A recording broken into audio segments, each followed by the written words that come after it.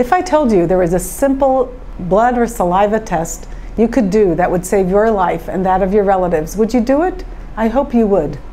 1 in 40 Ashkenazi Jews carries a mutation in either BRCA1 or BRCA2. These are two genes in which mutations greatly increase the risk for breast or ovarian cancer. Each year in Israel, we see hundreds of women who had breast or ovarian cancer that could have been prevented if they knew they were carriers of this mutation before they became affected. This is obviously not just an Israeli issue. Ashkenazi Jews worldwide, of whom there are millions, are at the same risk, 1 in 40, of having the same mutations. Ideally, we would like to test every Ashkenazi Jewish woman for these mutations. Why? Because if she is the 1 in 40 who does have a mutation in this gene, there are things she can do for early detection and for prevention of cancer that will significantly reduce the risk that she will ever get the cancer and will also substantially prolong her life. What if a woman is already affected with breast and ovarian cancer? It's not too late to be tested genetically, and it's still very important. We know that if a woman became affected because she has a mutation, this influences the choice of surgery she will undergo, it will influence the choice of chemotherapy if she needs it, and today there are also new, novel, targeted therapies that are especially effective in women who have mutations. There are implications not only for the woman herself, but also for her relatives. If a woman became affected because she has a genetic inherited mutation, this could mean that her mother, her sister, her daughter, her aunts may also be at risk for inheriting this mutation and also being at very high risk for cancer, which they can prevent if they know that they are at high risk. What about men? Men are not off the hook either. Men can also be carriers of these mutations, and this has implications both for them and for their daughters. If we talk about the men themselves, we know that carriers of mutations in BRCA1 and BRCA2 are also at risk for prostate cancer, for breast cancer, even though they are male. They can have higher risk for pancreatic cancer, melanoma, and other malignancies. Importantly, men can pass on the mutations to their daughters, and if they are carriers, that might also mean that their sister or their mother might also be at risk.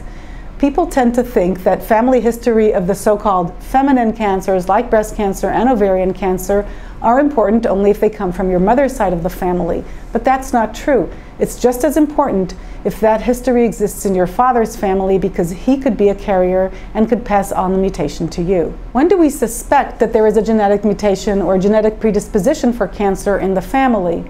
Obviously, if there are many cases of cancer in the family, particularly in multiple generations, if we see cancer at a young age, that is below age 50, if we see one person in the family who has more than one cancer, for example, breast cancer and ovarian cancer in the same women, or if there are unusual cancers like breast cancer in a man.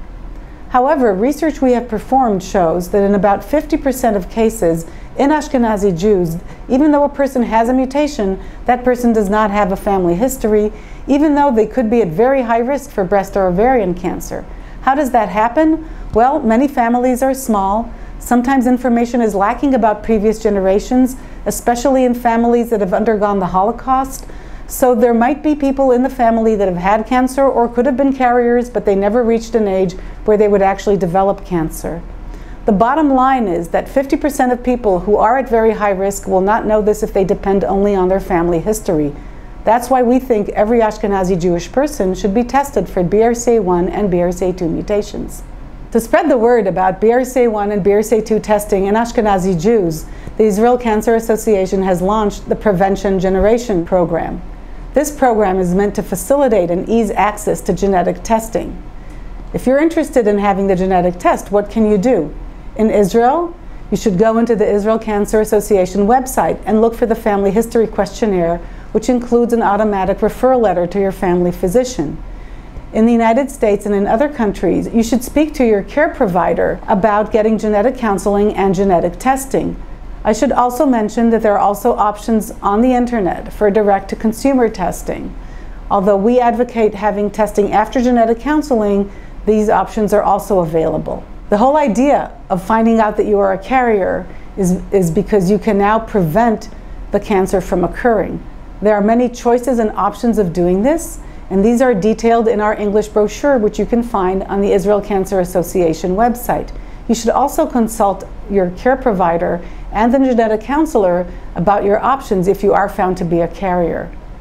The reason we call the program Prevention Generation is because you will be preventing cancer not only for yourself, but also for future generations and previous generations and existing generations. These are your relatives. If you are found to be a carrier, it's very important to inform them of this so they can have the same chance to see whether or not they carry the familial mutation and prevent cancer in themselves if necessary. There's a gene in generation, use it for prevention.